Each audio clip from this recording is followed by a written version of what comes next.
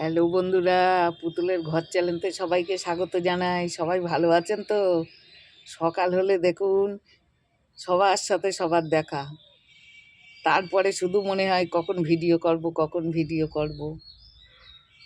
তাহলে চলুন দেখি আজকে পালং শাক রান্না হবে, কিভাবে হয় দেখুন। পালং শাকটা আমি ছোট জায়গায় দিয়ে দিয়েছি ধুয়ে নেওয়ার জন্যে। এবার এখান থেকে তুলে আমি আবার এই বড় জায়গায় দিলাম।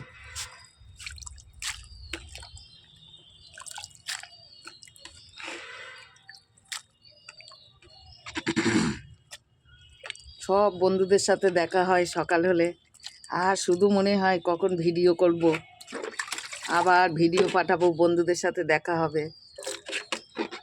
যাক, সবাই ভালো, সবার সাথে সবার আমাদের মিল থাকলো, টাচ থাকলো। দেখুন পালং শাকটা ভালো করে আমি ধুয়ে নিচ্ছি।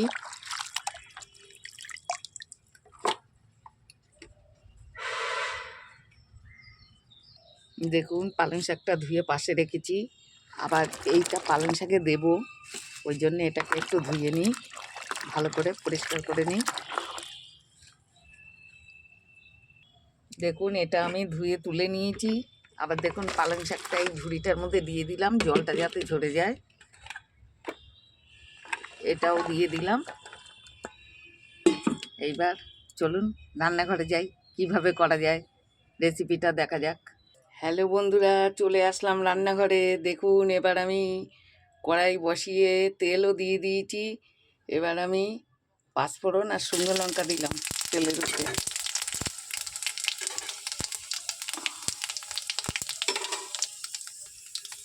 দেখুন এবার আমি সামান্য আদা ফোড়ন দেব। পালং শাকে নিরামিষ হবে, যার জন্য আদাটা ফোড়ন দিলাম। আদাটা পারলে আপনারা থেতো করে নেবেন, আর নাইলে বেটে দিলেও দিতে পারেন, তেলের উপরে দিতে হবে। হ্যাঁ, এবার আমি একে একে দিই সবজিটা। এবার দেখুন আমি সব সবজিটা দিয়ে দিয়েছি। এবার লবণ দেবো। দেখুন এবার আমি হলুদ দেবো। আমি পাশে একটা কড়া বসিয়ে দিয়েছি, এই বড়িটা ভেজে আমি দিয়ে দেবো। এখন পালং শাকটা হবে, তারপরে আমি বড়িটা দিয়ে দেবো। তাহলে একটু নাড়াচাড়া দিয়ে নিই। এবার দেখুন নাড়াচাড়া দিয়ে মিশিয়ে দিয়েছি। এবার আমি ঢেকে দেবো। আমি আদাটা ফোড়ন দিলাম কেন, খুব টেস্ট হয়, আপনারা বাড়িতে তৈরি করে খাবেন। পাঁচফোড়ন শুকনো লঙ্কা ফোড়ন দেবেন, ওটা একটু ভাজা হয়ে যাওয়ার পরে আদাটা দিয়ে দেবেন। থেতো করেও দিতে পারেন, বেটেও দিতে পারেন, তেলের উপরে দেবেন, তাহলে খুব সুন্দর লাগবে খেতে। আমি কয়েকটা কাঁচা লঙ্কা রেখেছি, সেটাও দেবো। আর নামানোর আগে চিনি দেবো, তারপরে বড়ি ভাজাটা দেবো। দেখলেন তো,